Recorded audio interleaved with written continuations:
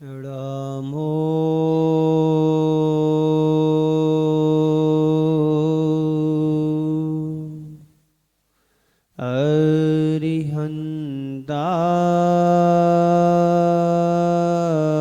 अरिहन्ताणं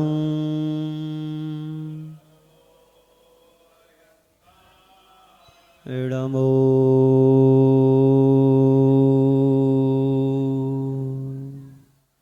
सिद्धाणं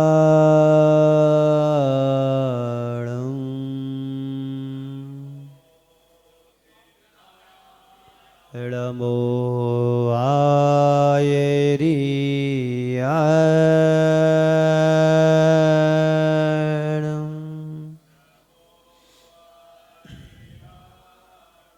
रमो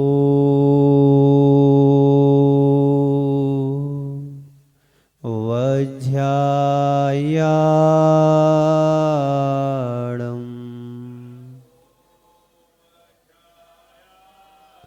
रमो लोये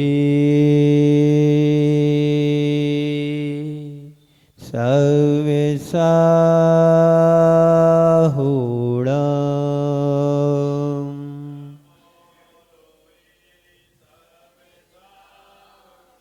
ऐसो पंचणमुयारो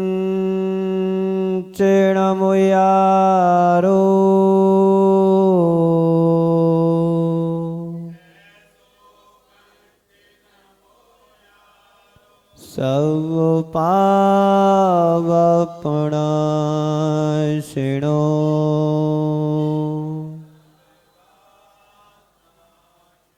मंगलाळं चित्सवेसिं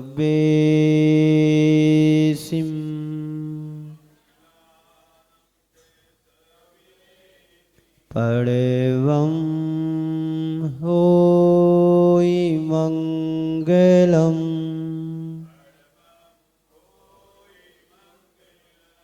बोलिए पंच परमेष्टि भगवान की जय जय जय भगवान महावीर स्वामी की जय जय जय परम पूज्य आचार्य गुरुवर श्री विद्यासागर जी महाराज की जय जय जय जय मुनि श्री हरे सागर जी महाराज की जय करा गुरुदेव का नमोस्तु महर्षि नमोस्तु नमोस्तु महर्षि। ओ एक दिन भगवान महावीर से गौतम स्वामी ने पूछा कि भगवान हम कैसे चलें, कैसे बैठे,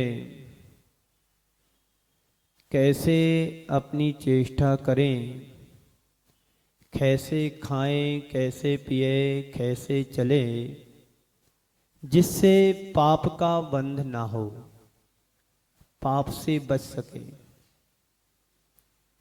शायद आप लोग भी रोज भगवान महावीर की वेदी पर दर्शन करते हैं और आप लोग भी ये भावना रखते होंगे कि भगवान कि हम कैसे चले, कैसे बैठे, कैसे उठे, कैसे खाएं जिससे पाप से बच सके। हर व्यक्ति की भावना भगवान के चरणों में होती है कि मैं पाप से बचें, क्योंकि सुबह से शाम तक के उसके जो 60 कर्म होते हैं उन सभी कर्मों में पाप का आश्रय तो होता ही होता है। उनसे बचने के लिए आप सबकी तरफ से गौतम गणधर ने भगवान से प्रश्न किया कि भगवान हम अपने दैनिक जीवन में जो भी कर्म करते हैं, जो भी कार्य करते हैं, इन कार्यों को करने से मेरे जीवन में पाप जुड़ता है। इन सभी पापों से बचने के लिए हमें कुछ उपाय बताएं, समाधान दें। तो प्रश्न के रूप में पहले तो गौतम गणधर ने एक गाथा को प्रस्तुत किया। गौतम गणधर भगवान महावीर के चरणों में बैठकर के कहते हैं प्रश्न के रूप में, कदम चरे कदम चिट्ठे, कदम चरे कदम चिट्ठे, कदम मासे कदम सहे, कदम भाष्यज्य भुंजज्य एवं पावम न वज्जहि। इसका अर्थ क्या हुआ? कदम चरे, कैसे चले? आप यदि अदवत अदवत चलोगे तो क्या होगा? गिरेंगे, गिरेगी नहीं तो पैर में ठोकर तो लगेगी लगेगी। तो कैसे चलना चाहिए हमारे लिए? दौड़ लगा करके चलना चाहिए क्या? बिल्कुल एकदम धीरे चलना चाहिए? नहीं। कैसे चलें? कदम चिट्ठे, यानी हम अपनी प्रवृत्ति कैसे करें, चेष्टा कैसे करें? का कदम मासे, यानी कैसे हम सोचें, कैसे हम बोलें। कदम सहे, कैसे सोएं। कदम भाषिज्य, यानी कैसा बोलें। भुंजिज्य, कदम भुंजिज्य, यानी कैसे भोजन करें। एवं पावम ना बज्जहि, जिससे हमारे द्वारा पाप का बंध ना हो। आप बोलते भी हैं और बोलना शुरू करते हैं तो रुकते भी नहीं हैं, ये भी एक समस्या है। कुछ लोग हैं बोलते नहीं हैं, ध्यान दे करके सुनते हैं। कुछ लोग हैं ना सुनते ना बोलते ना देखते, और कुछ लोग ऐसे होते हैं कि जो बोलना शुरू करें तो रुकने का नाम ही नहीं लेते हैं। तो कैसे चले, कैसे चेष्टा करें, कैसे बैठे? बैठना भी है तो कैसे बैठें? एकदम धड़ाम से बैठोगे हड्डियां टूटेंगी, और भी कुछ हो सकता है। बैठने की भी तो सावधानी होना चाहिए। आप कुर्सी पे बैठते हैं तो उसी अंदाज से बैठते हैं कि कुर्सी कितनी ऊंची है, और यदि स्टूल पर बैठते हैं तो स्टूल का अंदाज भी तुम्हें पता होता है कि कितनी ऊंचाई से मुझे बैठना है। कैसे सोएं, सीधी सोना है कि उल्टे सोना है, कि करवट से सोना है, कि सिर के बल सोना है, कि खड़े खड़े सोना है, कि बैठे बैठे सोना है। सोने की बात कही, कैसे सोए जिससे पाप का बंध ना हो। कैसे बैठें जिससे बैठने से जीवों की हिंसा ना हो जाए। देख करके बैठें, सावधानी पूर्वक बैठें। क्या खाना, कब खाना, कितना खाना, कहाँ खाना, कैसे खाना, दिन में खाना कि रात में खाना, क्या खाएं, कैसे खाएं। हो सकता है ये प्रश्न आप सबके मन में भी आ रहे होंगे, और नहीं आए होंगे तो इस गाथा से लगा के हमें पता है, गौतम गणधर को भी पता था, भगवान महावीर को भी पता था कि आप लोगों के मन में ये प्रश्न नहीं आने वाले हैं। तो चलो आप सबकी तरफ से मैं ही भगवान से पूछ लेता हूँ। ना गौतम गणधर रहेंगे उस समय, इस समय, ना भगवान महावीर स्वामी इस समय रहेंगे, ना अन्य तीर्थंकर इस समय रहेंगे। जब आपके मन में शंका होगी, प्रश्न होगा, कौन मिलेगा बताओ? आज हमारे पास ऐसे कोई मुनिराज हैं जो सर्वज्ञानी हो, संपूर्ण ज्ञान हो, जिनके पास आज वर्तमान में मात्र दो ही ज्ञान हैं, मति ज्ञान और श्रुत ज्ञान। तीन ज्ञानों का अभाव है। लेकिन जो भगवान होते हैं, जो सर्वज्ञ होते हैं, तो उपदेशी होते हैं, वे संपूर्ण ज्ञान के धारी होते हैं। केवल ज्ञान के बाद कोई दूसरा ज्ञान नहीं होता है। केवल ज्ञान में ही पांचों ज्ञान समाहित होते हैं। मति ज्ञान, श्रुत ज्ञान, केवल ज्ञान, अवधि ज्ञान, मनापर्य ज्ञान और केवल ज्ञान। तो गौतम गणधर ने पूछ लिया भगवान से कि कैसे चलें, कैसे बैठें, कैसे खाएं, कैसे सोएं, कैसी हम अपनी प्रवृत्ति करें जिससे हम पाप से बच जाएं। तो उन्होंने, आप लोग सोच रहे होंगे बहुत बड़ा उत्तर दिया होगा। प्रश्न तो होता है, पर उत्तर भी कई कई बार छोटे से उत्तर में भी सारगर्भ बात हो जाती है। जीवन से जुड़ा हुआ बड़ा महत्वपूर्ण उत्तर उन्होंने दिया है। ये कहा है कि इस उत्तर को यदि जो समझ करके, इसको अर्थ को समझ करके आत्मसात कर लेता है, उसमें ही पूरा अर्थ का सार है, सारे शास्त्रों का सार है। इतना बड़ा प्रश्न, पर उन्होंने उत्तर छोटा सा दिया, गाथा में ही संशोधन कर दिया। गाथा को ही सुधार करके तुम्हारी शंका का समाधान दे दिया। उन्होंने एक शब्द को बदल दिया, सारा उत्तर तुम्हें मिल गया। क्या है? दूसरी गाथा भी उन्होंने दी है, जधम चरे जधम चिट्ठे, जधम चरे जधम चिट्ठे, जदम मासे जदम सहे, जदम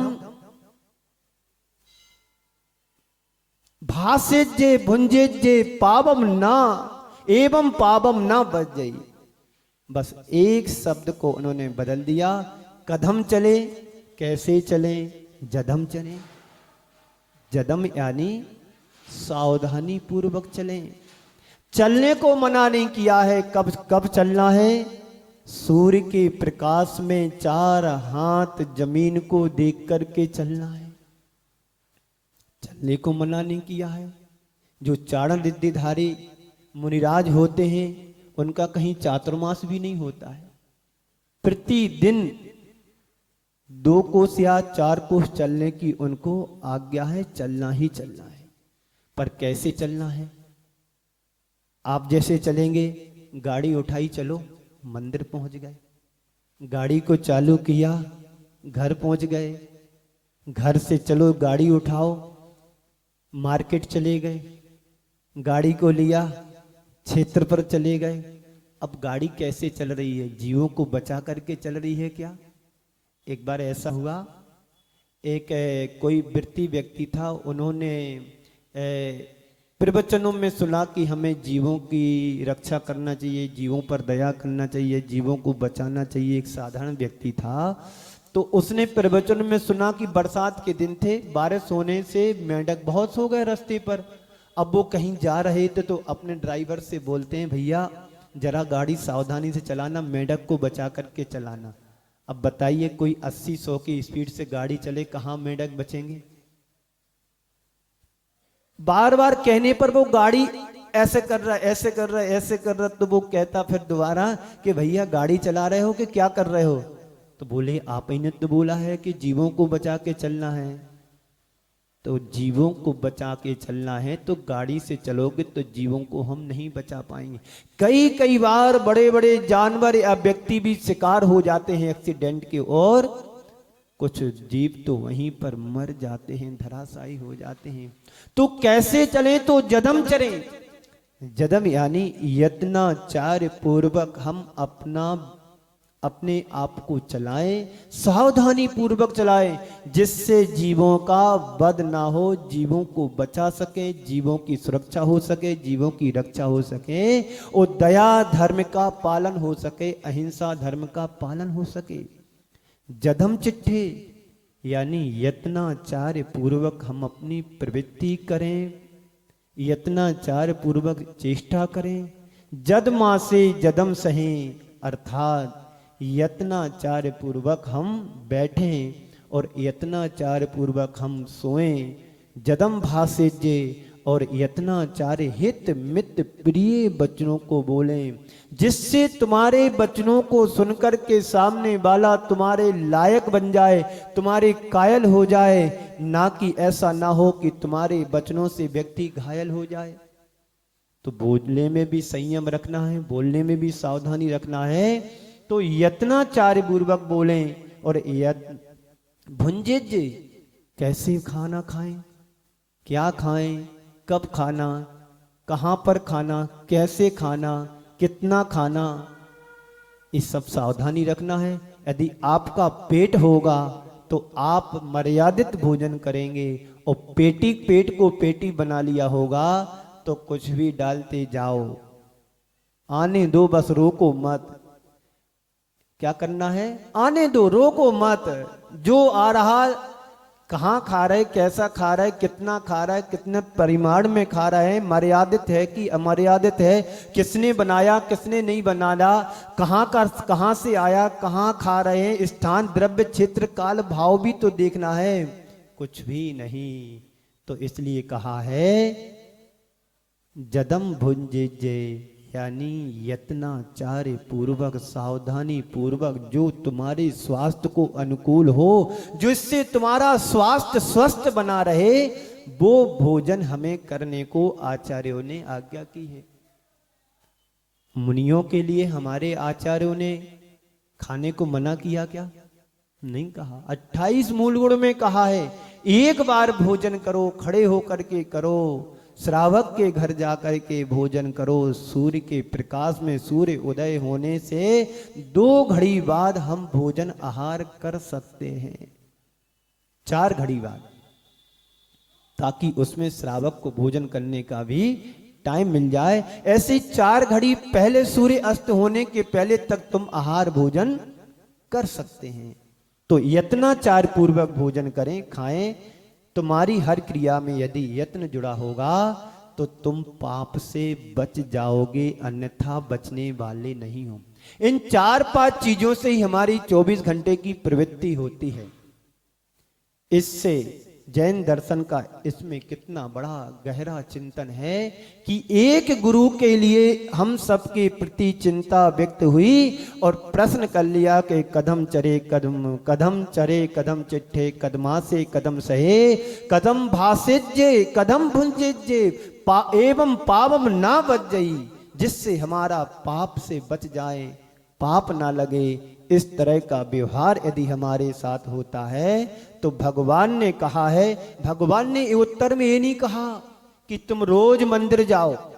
बताओ, इस गाथा में कहीं आया कि जधम चरे, जधम चिट्ठे, जधम मासे, जधम सहे, जधम भासेजे, जधम भुंजेजे, एवं पावम ना बज्जई। यहां पर लिखा है कहीं कि रोज मंदिर जाओ, रोज पूजन करो, रोज स्वाध्याय करो, रोज शास्त्रों के पन्ने पलटो, तुम पाप से बचोगे। नहीं लिखा ना। उन्होंने यही कहा है कि यत्नाचार पूर्वक तुम अपनी 24 घंटे की प्रवृत्ति चर्या को करते हो सो पाप से बच जाओगे। कितनी सुंदर सरल परिभाषा हम लोगों को सरल बना करके दी है।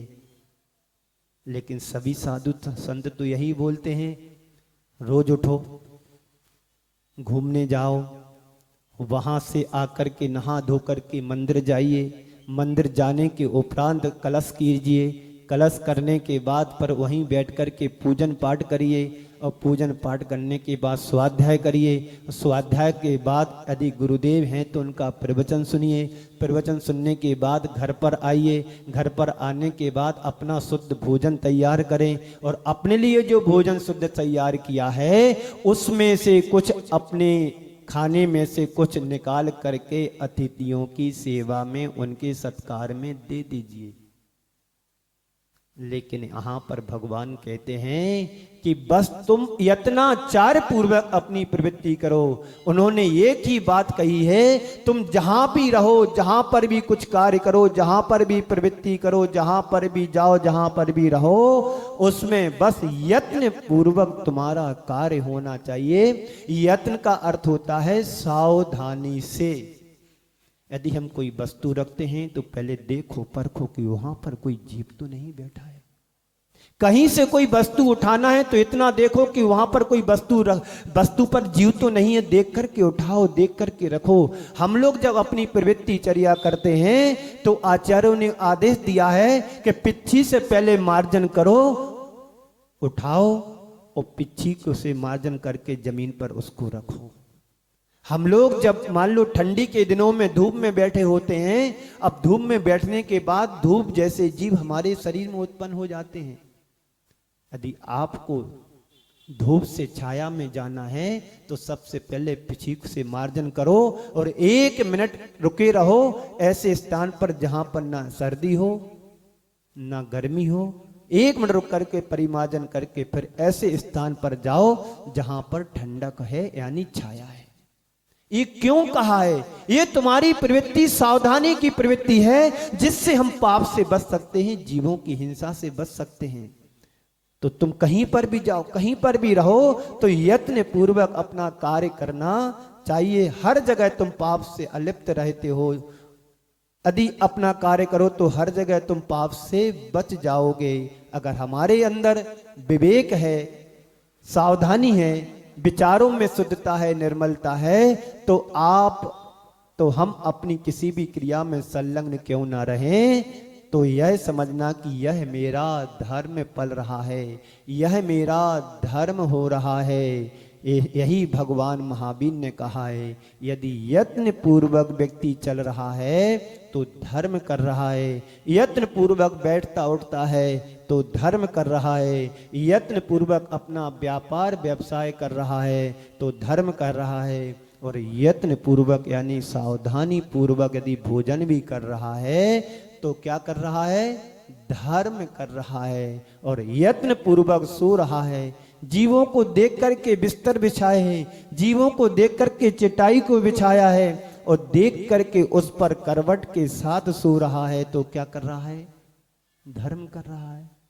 इतनी सी तो बात है, पर समझने की बात है, हम समझते नहीं हैं, बस करते चले जा रहे हैं। लाइट के उजाले में कर रहे हैं सो ठीक है, अंधेरे में भी कर रहे हैं तो ठीक है, बस करते चले जा रहे हैं। इससे क्या होगा, सावधानी नहीं रखोगे तो पाप का आश्रय हो रहा है। धर्म का मूल केंद्र बिंदु यदि वह है तो हमारा क्या है, विवेक है, सावधानी है। इससे हम अपने जीवन को करें।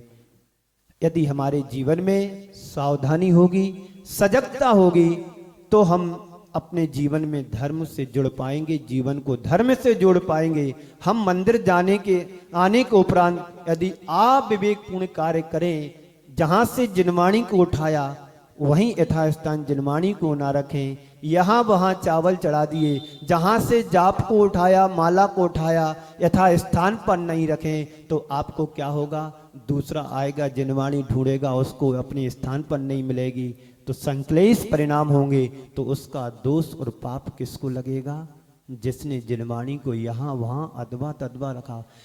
ग्रंथालय से ग्रंथ को उठाया, पढ़ करके कहीं भी रख दिया, ग्रंथालय से ग्रंथ मंदिर में रख दिया, मंदिर की जिनवाणी ग्रंथालय में रख दी, और जो व्यक्ति जहां देखेगा उसको नहीं मिलेगा, तो क्या होगा, संक्लेश हो गया। और जब संक्लेश हो गया तो पाप का कारण बना। तो हम मंदिर में आने के उपरांत यदि अविवेकपूर्ण कार्य करते हैं तो समझना कि अभी हमारा धर्म से बहुत दूर नाता है, धर्म से अभी हम बहुत दूर हैं, हमारा धर्म से कोई संबंध ही नहीं है।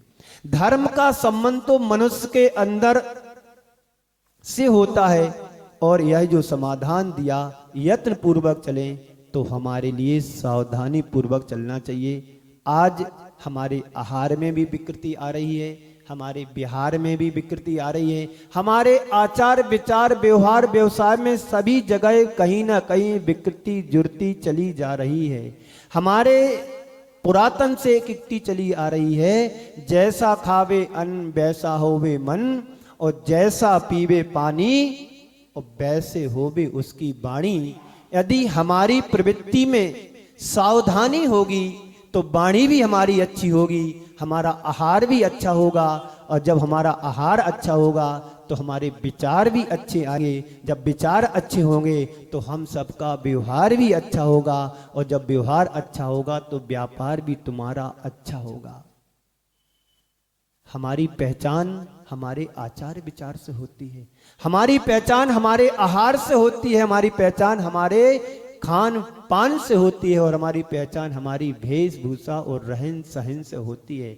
सभ्य व्यक्ति को यदि तुम्हें पहचान ना हो तो उसकी वेशभूषा से पहचाना जाता है, और यदि जैनियों की पहचान होती तो उसके खान पीन से होती है।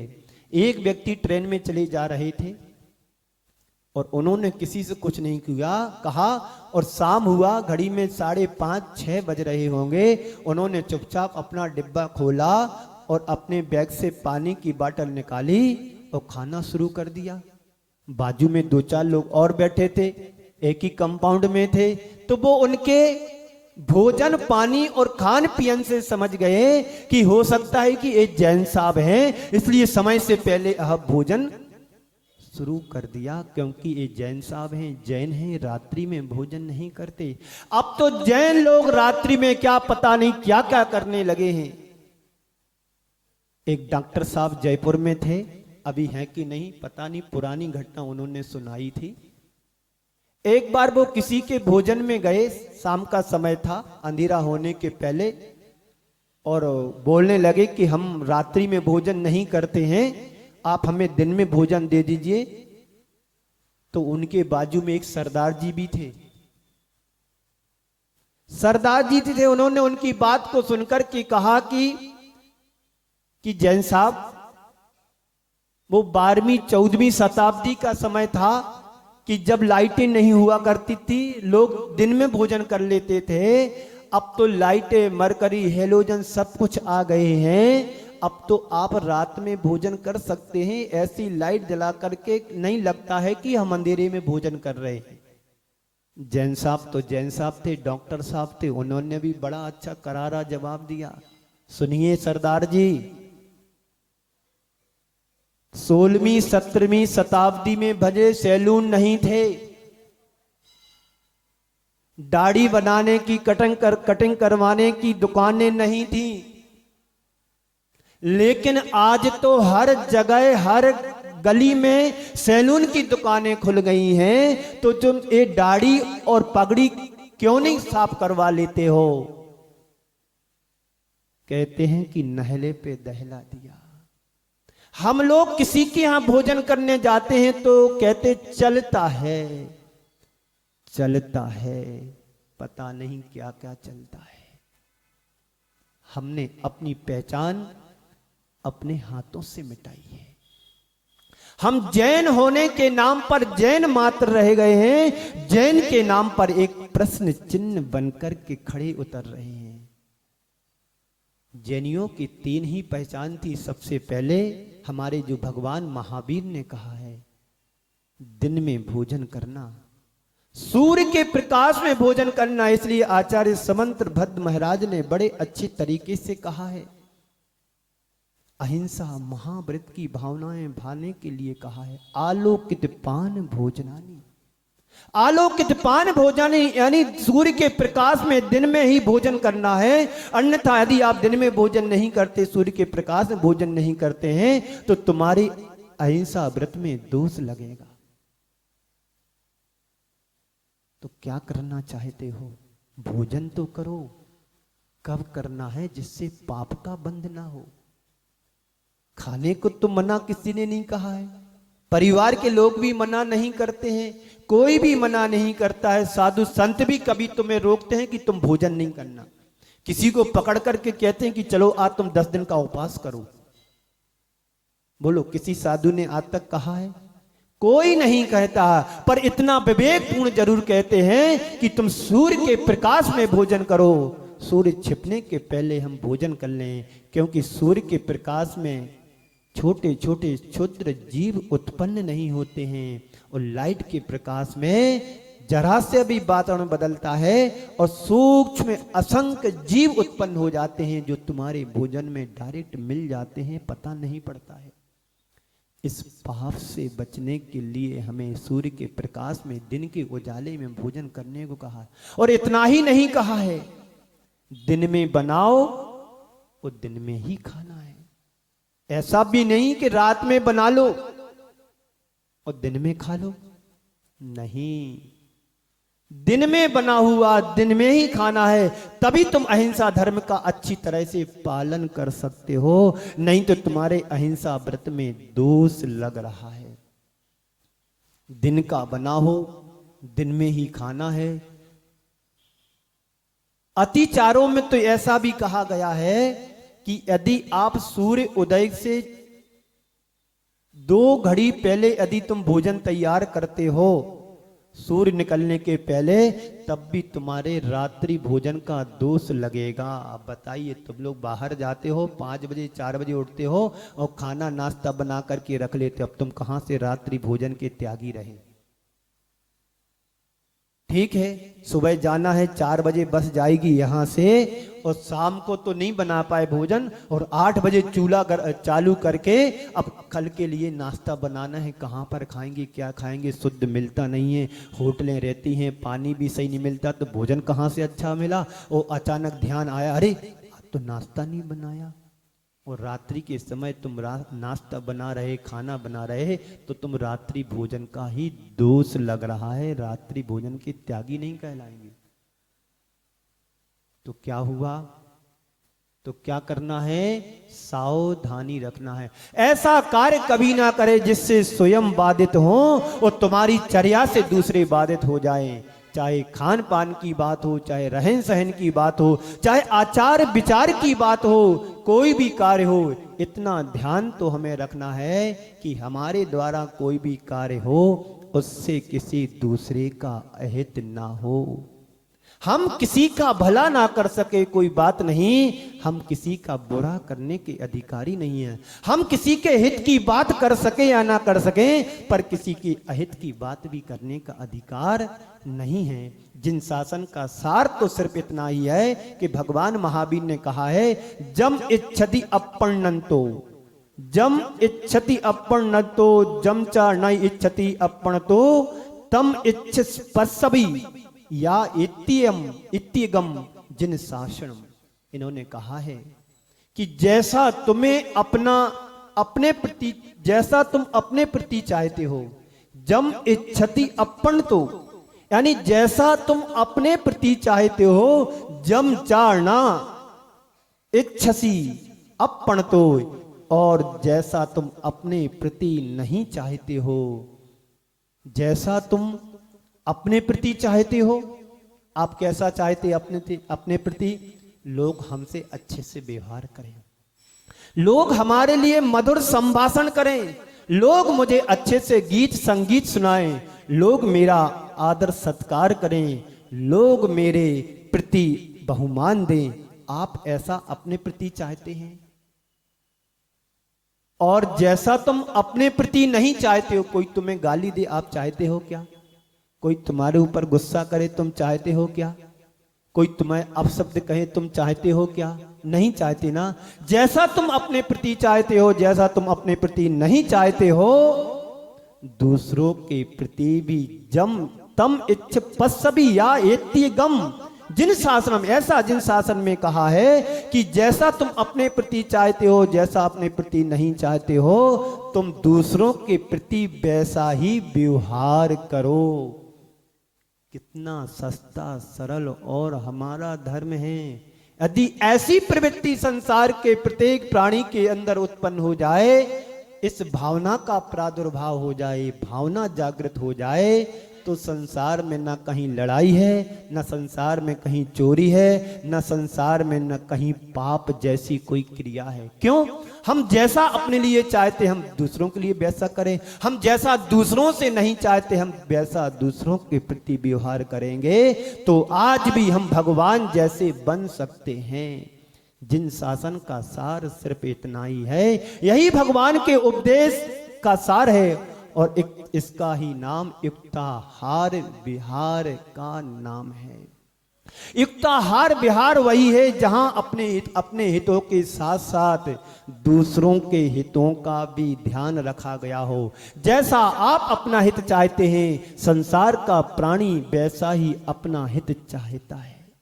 जिस आहार विहार में, जिस प्रवृत्ति में, जिस आचार विचार में अपने हितों के साथ दूसरों के हितों का भी ध्यान रखा गया हो, वह आहार विहार कहा भी है, युक्ताहार विहार नहीं हो सकता है। इसलिए अपने खान पान में, अपने रहन सहन में, अपने संयम में रखने की सलाह दी जाती है। अपने आचार विचार पर संयम रखने की प्रेरणा दी है, सिर्फ इसलिए कि हमारी प्रवृत्ति में सावधानी हो, हमारी चर्या में सावधानी हो, हमारे आचार विचार का विवेक हो, ज्ञान हो। हम क्या खा रहे हैं, कहां पर खा रहे हैं, किसके साथ खा रहे हैं, किसने बनाया है। आप लोग जाते हैं ना भोजन के लिए किसी के घर पे, किसी की शादी संबंध में, किसी के और अन्य प्रोग्राम में, तो वहां पर एक हलवाई बैठा रहता, एक क्या 4-5 लोग होते ना, बोलो। आपने कभी उनको बनाते हुए देखा? जिस दिन तुम उनके बनाते हुए देख लोगे, तुम खाना वहीं पर त्याग करके आओगे। अब मुझे बफर सिस्टम में, यानी इस तरह के जहां भोजन बनते वहां पर नहीं खाना है। ना तो वो नहा करके आते हैं, और आए भी होंगे नहा करके तो उनके कपड़े तो धुले होते ही नहीं हैं। जिन कपड़ों से 1 नंबर 2 नंबर जाते, उन्हीं कपड़ों को पहन करके आए हैं। पसीना बहा रहे हैं भट्टी पर खड़े होकर के, जूते चप्पल पहने हैं, बीड़ी सिगरेट पी रहे हैं, गुटखा तमाकू खा रहे हैं उन्हीं हाथों से, और उन्हीं हाथों से तुम्हारी सब्जी को छौंक और बगाल लगा रहे हैं। उनका पसीना भी टपक रहा है तो उसी सब्जी के छौंक में चला जा रहा है। और आप लोग बड़े जाते हैं सज धज करके, अच्छे लिपस्टिक स्नो पाउडर लगा करके, जूता मोजा और ड्रेस सूट बूट पहन करके बड़े अच्छे से खा करके आते, मूंछों पर ताव दे करके आते। कहाँ है तुम्हारा विवेक, कहाँ आहार? कह तो रहे युक्ताहार विहार, जैसा तुम भोजन करोगे वैसी तुम्हारी प्रवृत्ति बनेगी। यदि अच्छा भोजन करना चाहते हो तो घर का बना भोजन करो, भले उस आटे की मर्यादा ना रही हो, कम से कम शुद्ध आटा तो घर का आटा होगा, घर के गेहूं होंगे, घर का पिसा हुआ होगा, घर के मसाले होंगे। बाजार के मसाले आते हैं, पता है आपको, तुम्हारे लिए एक ही पैकेट बना के तैयार नहीं करते हैं, क्वांटलों में पिसता है, उसी के ऊपर जूता चप्पल पहन करके रोंदते रहते हैं। इकट्ठा पिस रहा है, 24 घंटे मशीनें चल रही हैं, जीप भी गिर रहा है, कीड़े मकोड़ी भी उसमें पिस जाते हैं। और पैकेट में भर करके आ गया हल्दीराम का मसाला। बाहर की पैकिंग को देख करके तुम प्रसन्न हो जाते हैं, उसके अंदर असावधानी कितनी है, कितनी गंदगी जुड़ी हुई है। कभी आपने विचार किया? जूते पहन करके बना रहे हैं, चप्पल पहने हैं, तमोनी हाथों से तमाकू खा रहे हैं, हाथ भी नहीं धुलते हैं, लघु शंका को जाते ना पैर धुलते ना हाथ धुलते हो, आकर के पुनः वो लोई बनाई और बेल करके तुम्हें चुरो करके कढ़ाई में से निकाल करके प्लेट में, सजी हुई प्लेट में रख करके दे दिया। आप बड़े चाव से खा रहे हैं, अच्छा भोजन है, जायकेदार बना दिया, हो गया जायकेदार, पाप का बंद कर लिया। इसी पाप से बचने के लिए कैसा खाएं? कदम भाषिज्य कदम भुंजिज्य, कैसा बोलें, कैसा खाएं, इस सावधानी कौन रहेगा? गौतम गर्दन ने तो भगवान से पूछ लिया, हम सब की तरफ से। ना आज गौतम गर्दन स्वामी है, न भगवान महावीर हैं, बस तुम्हारी चर्या अर्चा और प्रवृत्ति को देख जरूर रहे, क्योंकि उनके ज्ञान में सब कुछ झलकता है। तो क्या करना है? कहां पर खाना? जहां द्रव्य क्षेत्र काल और भाव की शुद्धि हो, उस स्थान पर भोजन करोगे तो तुम्हें पाप से बच जाओगे, पाप नहीं लगेगा। बोलो जी, सुन रहे हो ना आप जी? अच्छा नहीं लग रहा ना, क्योंकि आपकी बुराई चल रही है। बुराई नहीं, तुम्हारे जीवन का यथार्थ बता रहा हूं, ऐसा हो रहा और होता है। देख लेना कभी जाकर के, जहां पर वो लोग भोजन तैयार कर रहे हैं, किस स्थिति में, मैले कुचेले कपड़े पहने हैं, और आप साफ शुद्ध स्वच्छ कपड़े प्रेस होकर के पहन करके आए हैं, अप टू डेट बन करके आए हैं। उनका भोजन बना हुआ खा रहे, जिनकी कोई मर्यादा नहीं, जिनका कोई संस्कार नहीं, जिनकी कोई आदत ठीक नहीं, ना उनका खान पीन ठीक है, ना उनका रहन सहन ठीक है, ना उनका व्यवसाय ठीक है, ना कुछ भी अच्छा नहीं है। और उनका भोजन करके हम अपने जीवन को कलंकित कर रहे हैं, अपने आचार विचार को विकृत कर रहे हैं। ये भी तो देखो, कहां से मसाले आ रहे, कहां से आटा आया, पैर रख कर के कुचलते रहते हैं, उसी में से पैकिंग होती रहती है, उसी में से काम करते रहते हैं। एक गांव में मैं रुका था, जिस रास्ते से मैं रोज जंगल जाता था, वहां पर एक घर में नमकीन बनाने की मशीन लगी थी। चूड़ा होता ना, दाल चूड़ा क्या बोलते, सेव बोलते, नमकीन बोलते, बेसन के, मशीन लगी थी। सुबह चालू होती थी, रात के 10 बजे तक चलती रहती थी, और क्वांटलों से मशीन के द्वारा वो नमकीन और मिक्सचर सब बनता था वहां पर। मैं शाम को 4 साढ़े 4 बजे रोज जंगल जाता था, तो वहां से उसी रास्ते से शॉर्टकट से कॉलोनी से निकल करके फिर बाहर जाते थे। मैं देखता था कि जूता चप्पल पहने हैं और झाड़ू से इकट्ठा कर रहे, बताइए, और वही पैकेट में भर करके जाते हैं, और आप सब और बच्चे आप सब खाते रहते हैं। बताओ, झाड़ू से जूते पहने हैं, जूते पहन करके, और पसीना आ रहा है, गर्मी का समय था, और झाड़ू से उस नमकीन दाल चूड़ा को इकट्ठा कर रहे हैं। ऐसे जितने भी बड़े उद्योग होते हैं वहां पर सब यही होता है, बस पैकिंग के साथ तुम्हारे सामने रख देते हैं और तुम बड़े चाव से खाते हैं और लेकर के आते हैं कि बहुत अच्छी चीज है, कंपनी की चीज है, अच्छे व्यक्ति ने बनाया है। कहां से बना अच्छे व्यक्ति? एक बार आचार्य श्री जब बिहार कर रहे थे, मध्य प्रदेश की बात है, शुरू की बात है, तो आचार्य श्री को लोग शुगर मिल पर ले गए दिखाने के लिए। चलो आचार्य श्री देखो, पूरा संघ था, बहुत पुरानी बात है, आज से 35-40 साल पुरानी बात हो सकती है, गाड़रवाला के आसपास की। वहां की शुगर मिल देखने के लिए लोग ले गए, जैन अफसर होंगे वहां पर कंपनी में। चलो गुरुदेव शक्कर देख लो कैसे बनती है, शुगर कैसे बनती है। उन्होंने पूरा सर्वे कराया, सर्वेक्षण कराया कि यहाँ से गन्ना जाता है, ऐसा होता है, यहाँ जाता, फिर रस निकलता, रस यहाँ जाता, यहाँ पर उबलता है, फिर आगे जा करके फिर वो शक्कर बनती है, शक्कर बन करके यहाँ से निकल करके बोरे में पैक होकर के सिल करके बाहर चला जाता है। उन लोगों से पूछा जो दिखा रहे थे, ये बताओ ये गन्ने कहाँ से आते? बोले खेत से आते हैं।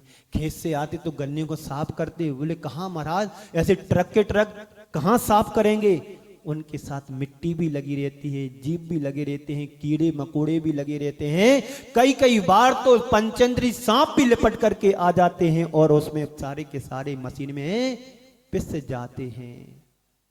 और वो रस बन करके, गन्ने का रस शक्कर बन करके बोरे में पैक होकर के, भले उसमें कोई हाथ नहीं लगा रहा हो, लेकिन बनने का प्रोसेस देख करके गुरुदेव आए। उसी दिन से वो तो नमक मीठा का तो उनको तो दीक्षा से त्याग था, लेकिन उन्होंने जो देखा और देखने के बाद फिर उन्होंने अपने उपदेश में सभी के लिए कहा, आज भी कहते होंगे कि शक्कर का त्याग करो। 24 घंटे वो मशीन चलती, ना रात रुकती है ना दिन रुकती है, चल रही है तो चल रही है, बस उसमें पंचेंद्री जीव भी पिस रहे हैं, मेंढक भी पिस रहे हैं, सर्प कीड़े मकोड़े सब पिस रहे हैं और पैकिंग होकर के आती है। हम बड़े अच्छे से उसका उपयोग करते हैं, कहाँ शुद्धता रही? तो गुरुदेव ने तभी से कह दिया कि शक्कर को नहीं खाना चाहिए, शक्कर खाने को मना नहीं किया है, लेकिन घर में शुद्ध बनी हो, प्रकाश दिन में सूर्य के प्रकाश में पानी छान करके गन्ने का धो लिया हो, फिर उसको अपनी मशीन से रस निकाल करके फिर उसको घर में बनाए, दिन में बनाए, उतना ही पाक बनाए जितना सुबह से लेकर के शाम तक वो शक्कर बन करके तैयार हो जाए। ऐसा कहाँ मिलेगा? लेकिन जो शुद्धि का बनाते हैं और खाते भी हैं, दूसरों को देते भी हैं, वो लेना चाहिए। तो खान पान रहन सहन आहार आचार विचार विहार, इसमें हमारा यत्न पूर्वक होना चाहिए। तो जैसा तुम अपने प्रति चाहते हो और जैसा तुम दूसरों से नहीं चाहते हो अपने प्रति, वैसा व्यवहार तुम दूसरों के साथ करना चाहिए। जिन शासन का यही इतना ही सार है। शरीर को चलाने के लिए अन्न की तो जरूरत होती है, बिना अन्न के शरीर नहीं टिक सकता है, बिना बल के शरीर नहीं टिक सकता है। इसके लिए अन्न की भी सात्विकता होना चाहिए, शुद्ध होना चाहिए। जीवन और शरीर का बड़ा गहरा संबंध है। यदि जीवन को टिकाना है तो अन्न की जरूरत होती है। शरीर है तो जीवन का अर्थ है, और शरीर नहीं तो सब व्यर्थ है। दूसरी ओर जीवन है तो शरीर है, शरीर का मूल है, और जीवन खत्म हो गया तो शरीर का कोई जीवन का कोई मूल नहीं। जीवन के अभाव में शरीर, जीवन के अभाव में शरीर मुर्दा कहलाता है, और शरीर के अभाव में जीवन प्रेत बन जाता है। दोनों का बड़ा गहरा संबंध है। जब तक शरीर है तब तक जीवन है, और जब तक जीवन है तब तक शरीर है। दोनों एक दूसरे के पूरक हैं। इसलिए जीवन को चलाने के लिए शरीर भी जरूरी है। शरीर माध्यम खलु धर्म साधनम, धर्म की साधना करना है, धर्म का आचरण करना है, त्याग तपस्या करना है, तो शरीर के लिए अन्न की जरूरत है, भोजन की जरूरत है। तो भोजन कैसा हो? सात्विक हो, शुद्ध हो, शाकाहारी हो, तभी हमारे जीवन में धर्म की साधना हो पाएगी। अन्यथा स्वास्थ्य भी हमारा स्वस्थ नहीं रहेगा। शरीर यदि अस्वस्थ हो जाएगा तो धर्म ध्यान नहीं कर पाओगे, ना तुम साधना कर पाएंगे। वही शरीर तुम्हारे लिए बाधक बन जाता है। जब हमारा खान पान सही नहीं होता है, अस्वस्थ हो जाते हैं, तो धर्म ध्यान भी नहीं कर पाते हैं। एक अस्वस्थ व्यक्ति जब चाह करके भी साधना करना चाहता है और यदि उसका स्वास्थ्य ठीक नहीं होता है तो साधना भी नहीं कर पाता है, त्याग तपस्या भी नहीं करता है। कौन व्यक्ति साधना कर सकता है? जो स्वस्थ होता है। एक हमारे यहां बाघ भट्ट एक वैद्य हुए हैं, बहुत ज्ञानी हुए हैं। उनकी परीक्षा लेने के लिए एक अश्विनी कुमार आए। अश्विनी कुमार आए उनकी परीक्षा लेने के लिए, और तोता बनकर के आए। और वह तोता वृक्ष की एक डाल पर बैठ गया। अब परीक्षा तो लेने हैं, तो डाल पर बैठ गया और डाल पर बैठ करके कह रहा है, को रुक को रुक को रुक को रुक। क्या कह रहा है? को रुक, यानी कौन अरुग्न है, कौन अरुग्न है, कौन अरुग्न है, कौन निरोग है, कौन निरोग है, कौन निरोग है। बार बार तोते ने कहा। जैसे ही बाघ भट्ट का और तोते के ऊपर ध्यान जाता है, सुनते हैं, तो उन्होंने जवाब दिया, हित भुक मित भुक साक भुक। अब संस्कृत की भाषा में संस्कृत में उत्तर देना होगा। पहले के जमाने में एकमात्र भाषा चलती थी तो संस्कृत भाषा चलती थी, यानी पशु पक्षी भी संस्कृत में बोलते थे। तो क्या बोला उन्होंने, तोते ने, को रुक को रुक को रुक को रुक, यानी कौन निरोग है, कौन निरोग है, कौन निरोग है, कौन निरोग है।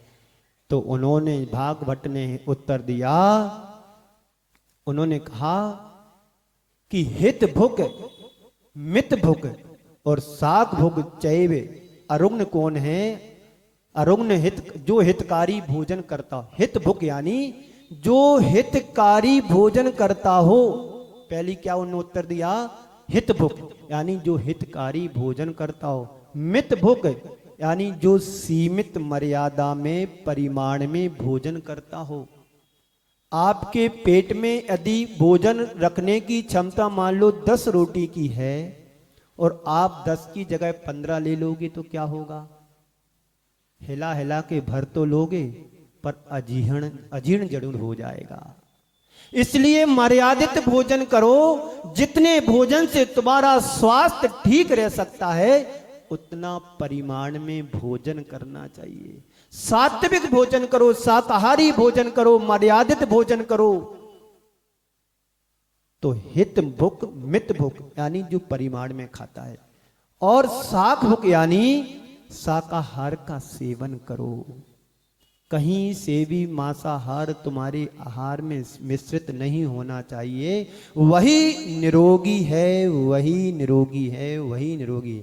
इसलिए कहा गया है, पहला सुख निरोगी काया, दूसरा सुख घर में हो माया। माया तो सबके घर में है, पर काया किसी की सुरक्षित नहीं है। सब दवाई खाते हैं, भोजन कम खाते हैं, दवाई ज्यादा खाते हैं। क्यों? इसलिए दवाई ज्यादा खाते हैं कि हम जी सकें, और दवाई तुम इसलिए लाते हो कि मेडिकल वाला भी जी सके, और डॉक्टर को इसलिए दिखाने जाते हैं कि डॉक्टर की दुकान भी चल सके, है ना। सब बीमार हैं। यदि बीमार नहीं रहना चाहते हो, स्वस्थ रहना चाहते हो, तो एक बार भोजन करना शुरू कर दो अपनी उम्र को पा करके। जो 60 साल को ऊपर क्रॉस कर चुके हैं उन सबको अपनी दिनचर्या में परिवर्तन लाना चाहिए। सूर्य अस्त होने के 1 घंटे पहले भोजन कर लेना चाहिए, और कम से कम 1 घंटे अपने गार्डन, जो बगीचा तुम्हारी कॉलोनी में बना होता है, कम से कम 10 चक्कर तो लगाओ 1 किलोमीटर की, तो कितना हो गया? 10 किलोमीटर चलोगे तो तुम्हारा स्वास्थ्य स्वस्थ रहेगा। हम करते क्या हैं? देर रात दुकान से आते हैं, नोट गिने, वहीं पर थाली लग करके आ गई, खाया पिया, थोड़ी बहुत लेट करके टीवी देखी और कब नींद लग गई पता नहीं, तो क्या रहोगे? बीमार तो होंगे होंगे। अन्न सड़ेगा, पचने का टाइम नहीं है। यदि जीवन को स्वस्थमय बनाना चाहते हो, जीवन स्वस्थ जीना चाहते हैं, तो हित भुक, मित भुक और शाक भुक यानी शाकाहार भोजन होना चाहिए। हमारे शरीर की रचना शाकाहार भोजन के लिए है। हमारी दांत, हमारे आंत, हमारे अन्न, जो भी अंदर के नाखून, सब हमारे शाकाहार प्राणी के लिए हैं और प्राणी के लिए ही बने हैं। और मांसाहारी जीवों के देख लो, दांत बड़े होंगे, नाखून बड़े होंगे, आंतें अलग प्रकार की होंगी, उनकी संरचना सारी की सारी विचित्र प्रकार की होती है। इसलिए सुखी रहना चाहते हो तो स्वस्थ रहो, और स्वस्थ रहना चाहते हो तो हित भुक मित भुक शाक भुक की नीति को अपनाना चाहिए। इसलिए कहा है धर्मार्थ काम मोक्षाणाम आरोग्यम मूलमुत्तमम्। धर्म, अर्थ, काम और मोक्ष चारों पुरुषार्थों का मूल है तो आरोग्यम यानी आरोग्य है। यदि चारों पुरुषार्थों को तुम करना चाहते हो तो सबसे पहले स्वस्थ बनो, आरोग्य हो। रोगी व्यक्ति कभी अपना धर्म ध्यान नहीं कर पाएगा, पड़ा रहेगा बिस्तर पर, करवटें बदलता रहेगा। डॉक्टरों ने मना कर दिया, अब तुम कुछ नहीं खा सकते। क्या खा सकते? गम की टेबलेट लाओ। कुछ नहीं खा सकते, बस दाल का पानी पी सकते हो। तुम्हारे नौकर, गाड़ी चलाने वाले, कारखाने में काम करने वाले काजू कतरी खा रहे, बादाम कतरी खा रहे, ना जाने तरह तरह के व्यंजन खा रहे हैं, और तुम्हारे लिए डॉक्टरों ने कहा कि बस तुम्हें जीना है तो दाल का पानी पी करके और बिना घी के फुलके खाकर। जो व्यक्ति शुरू से ही संयम भोजन पर रखता है वो अपने जीवन में कभी बीमार नहीं हो सकता। पुराने लोग 100-100 साल की उम्र जी करके गए। कई लोग तो ऐसे मैंने देखे कि उनके एक भी दांत नहीं गड़े और 90 साल के हो गए। किसका परिणाम है? जो हित भुक मित भुक शाक भुक भोजन करता हो और सोने के कम से कम 2-3 घंटे 3 घंटे पहले भोजन कर लेता है, वही व्यक्ति अंत तक स्वस्थ बना रहता है। कर्मों के उदय में कभी बुखार आ जाए वो बात अलग है, लेकिन ऐसी कोई असाध्य बीमारी उनके जीवन से नहीं जुड़ती है कि एक दिन जीवन से हाथ भी धोना पड़े। यहां पर भी बैठे होंगे कुछ लोग। एक दादाजी हमारे पास आते हैं, 90 साल 88 साल की उम्र है, दोनों टाइम ऊपर जाकर के दर्शन करते हैं, जिसको वैद्य जी बोलते, पंडित जी बोलते हैं। क्यों? आज भी उनके दांत हैं, आंतें भी हैं, लीवर भी सही है, सब कुछ अच्छा है, बस थोड़ा सुनाई कम देता है, दुर्बलता है शरीर की, आंखों से कम दिखाई, बीमारी नहीं है, ये दुर्बलता होना ही, बाल सफेद होना तो होना ही है, लेकिन अंदर की स्टेमिना, अंदर का विल पावर, आत्म साधना कितनी मजबूत है। ये सब कैसे? खान पान में, रहन सहन में, ये सब उन्होंने संयम रखा। शुरू से यदि भोजन हमारा अच्छा रहेगा, सात्विक रहेगा, तो हम अपने जीवन में बहुत कुछ अच्छा कर सकते हो। तो अर्थ, धर्म, अर्थ, काम और मोक्ष, इन 4 पुरुषार्थों का मूल है तो आरोग्य है। यदि शरीर स्वस्थ रहेगा तो हम चारों पुरुषार्थों को साध सकते हैं। अर्थ और काम में तो कोई पीछे नहीं है, धर्म पुरुषार्थ में थोड़े थोड़े पीछे रहते हैं। कोई प्रेरणा दे देता है, कोई पुश कर देता है, कोई जगह देता है तो मंदिर आ जाते हैं, किसी की प्रेरणा मिल जाती है तो पूजन अभिषेक कर लेते हैं, और किसी की और प्रेरणा मिल जाती है तो थोड़ा बहुत धर्म ध्यान कर लेते हैं, और थोड़ी प्रेरणा साधु संतों की मिलती है तो सामने जाकर के 10 मिनट 15 मिनट बैठ कर के कुछ 2 शब्द अपने जीवन के हित के लिए सुन लेते हो। जिस तरह से तुम्हारा उत्साह और उमंग अर्थ कमाने में होता है, काम प्रसाद करने में होता है, क्या उतना हमारा उत्साह धर्म ध्यान करने में है क्या? जब तुम धर्म से जुड़ोगे तो मोक्ष तक की यात्रा कर पाओगे। बिना धर्म ध्यान के किसी को मोक्ष नहीं मिला है। मिला है? बोलो। तीर्थंकर भी क्यों ना हो, घर में बैठे रहेंगे तो उनको मुक्ति नहीं मिलेगी, ये निश्चित है। जब तक परिग्रह का त्याग नहीं करेंगे, जब तक मोक्ष के मार्ग पर प्रणय नहीं करेंगे, चलेंगे नहीं, तो उनको मोक्ष होने वाला नहीं है। पर उनकी व्यवस्था तो ऊपर से होकर के आती है।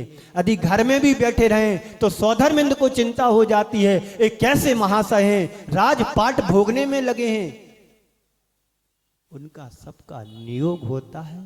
सौधर्मिंद्र आता है, कोई ना कोई निमित्त बना देता है और उनको वैराग्य का कारण दिला करके फ्री हो जाता है। आदिनाथ भगवान 83 लाख पूर्व घर में बैठे रहे।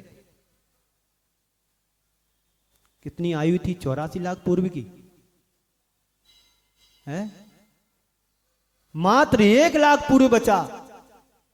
कब तक भोगते रहेंगे? भोग, राजपाट, साम्राज्य, अपना हित कब करेंगे? तो सौधर्मिंद्र को चिंता हुई। यहां कौन है सौधर्मिंद्र? बने हैं कोई पंचकल्याणक में? एक आध सौधर्मिंद्र तो होगा यहां पर कोई ना कोई। उन्हें खुद की चिंता नहीं तो वो दूसरों की क्या चिंता करेंगे? सौधर्मिंद्र को चिंता होगी। जिसकी कम आयु थी ऐसी नीलांजना को लाकर के खड़ा कर दिया, तभी इनको वैराग्य होगा। सौधर्मिंद्र को क्यों पता था कि वही नीलांजना थी जिसकी कम आयु? कैसे पता उसको? आपको पता है? सौधर्म इंद्र ने अवधि ज्ञान लगाया। उस अवधि ज्ञान के माध्यम से उन्होंने सोचा कि इनको ऐसे वैराग्य नहीं आएगा। वो तो अपने राजपाट में मस्त थे, उन्हें कोई चिंता नहीं थी। तीर्थंकर भले थे। तो सौधर्म इंद्र के ज्ञान में आया, उन्होंने ज्ञान लगाया, अवधि ज्ञान, और ऐसी अल्प आयु वाली नीलांजना को खड़ा कर दिया। और सामने नृत्य चल रहा है। नृत्य करते करते वो मर जाती है, अवसान हो जाता है। देखते हैं, अरे संसार क्षण भंगुर है, इस संसार में अब मुझे नहीं रहना है, नाशवान है, क्षण भंगुर, अस्थायी है। कब परिवर्तन हो जाए, कब मेरा जीवन ढह जाए, कब मेरा जीवन समाप्त हो जाए, उससे पहले हमारा जीवन समाप्त हो, कुछ ऐसा कर लें जीवन जिससे जीवन का कल्याण हो। उन्होंने तो अपना कल्याण कर लिया, लेकिन हम अपना कल्याण कब करें? तो कहते हैं ये 4 पुरुषार्थ जो धर्म पुरुषार्थ नियंत्रित होकर के अर्थ और काम को करता है, वही अंत में जाकर के मोक्ष पुरुषार्थ को प्राप्त कर पाता है। इसलिए हमारे आचार्यों ने कहा है, ऐसा कोई भी काम मत करो जिससे तुम्हारा स्वास्थ्य बिगड़ता हो। यदि व्यक्ति पथ का अनुपालन करता हो तो पथ का अनुपालन करने वाले व्यक्ति कभी रोगी नहीं हो सकता है, क्योंकि उसको पता है कब क्या कितना खाना है, कितना नहीं खाना है, कौन सी वस्तु पर क्या खाना क्या नहीं खाना। ये चीज खाएंगे, पानी पिएंगे तो सर्दी खांसी हो जाएगी, इसलिए हमें वो चीज पर पानी नहीं पीना है। इसी का नाम तो पथ है। आप गरिष्ठ चीज खाओगे तो पेट में अंदर जाकर के बैठ जाएगा, पचेगा नहीं, वही कालांतर में जाकर के तुम्हारे लिए रोगी काया बना देगा। इसलिए व्यक्ति स्वाद के लिए खाता है, कुछ व्यक्ति हैं स्वास्थ्य के लिए खाते हैं, और कुछ व्यक्ति हैं साधना के लिए खाते हैं। तुम स्वाद के लिए खा रहे हो कि स्वास्थ्य के लिए खा रहे हैं कि साधना के लिए खा रहे हैं? बताओ तुम किस कैटेगरी में आते हो? सब यहाँ स्वाद के लिए खाने वाले हैं, और कुछ होंगे तो स्वास्थ्य ठीक रहे इसलिए दवाई लेते रहो और खाते रहो जो कुछ खाना है। पर साधना के लिए खाने वाले बड़े दुर्लभ होते हैं, बहुत कम होते हैं कि जो जीवन को चलाना है, साधना करना है, उतना ही भोजन लो, कल फिर मिलेगा। जितने भी साधु संत होते हैं, हमारे गुरुदेव तो नपातुला खाते हैं। शुरू से मैंने देखा उनका एक अनुपात है, इतने गिलास लेना, इतनी अंजलि पानी लेना, इतना दूध लेना, इतना ये करना, और 25-20 मिनट में उस जमाने में जब मैं संघ में था 25 और 30 मिनट में मंदिर से लेकर करके कमरे तक आने में 25 से 30 मिनट में सारी चर्या हो जाती थी। आज कितना समय लगता है? 10 से 15-20 मिनट लगते हैं और कम कर दिया। और हम लोग हैं, जैसी जैसी हमारी उम्र बढ़ती है वैसी वैसी हमारी लालसा खाने पीने के प्रति बढ़ती चली जाती है। कम करने की स्थिति तो नहीं आई और हमारी लालसा और आकुलता निरंतर बढ़ती चली जा रही है। इससे बचें तो स्वाद के लिए मत खाएं। स्वाद के लिए खाओगे तो पेट गड़बड़ाएगा और पेट गड़बड़ाएगा तो डॉक्टर के पास जाओगे, डॉक्टर फिर दवाई लिखेगा, फिर तुम दवाई खाओगे और दवाई के साथ और चीजें भी खाते रहो। अब तो साधन मिल गया तुम्हारे लिए, डॉक्टर मिल गए हैं, दवाई अच्छी मिल गई है, यहाँ कितना भी खाओ, दवाई खाओ, स्वस्थ हो जाओ। ऐसा नहीं, स्वाद के लिए मत खाएं, स्वास्थ्य को अनुकूल बनाने के लिए खाएं। जो व्यक्ति स्वास्थ्य के प्रति जागरूक रहता है, स्वास्थ्य के अनुसार भोजन करता है, पानी पीता है, खाता है, वह व्यक्ति कभी बीमार नहीं होता। हो भी जाए तो जरा सी बीमारी आए, बुखार वगैरह चला जाता है। चलते फिरते, काम करते, व्यवसाय करते, व्यापार करते सब वो भी निकल जाता है, थकान महसूस नहीं होती है। उससे अच्छे होते हैं जो व्यक्ति स्वाद के लिए नहीं खाता है, स्वास्थ्य के लिए नहीं खाता है, मात्र थोड़ा सा साधना के लिए खाता है।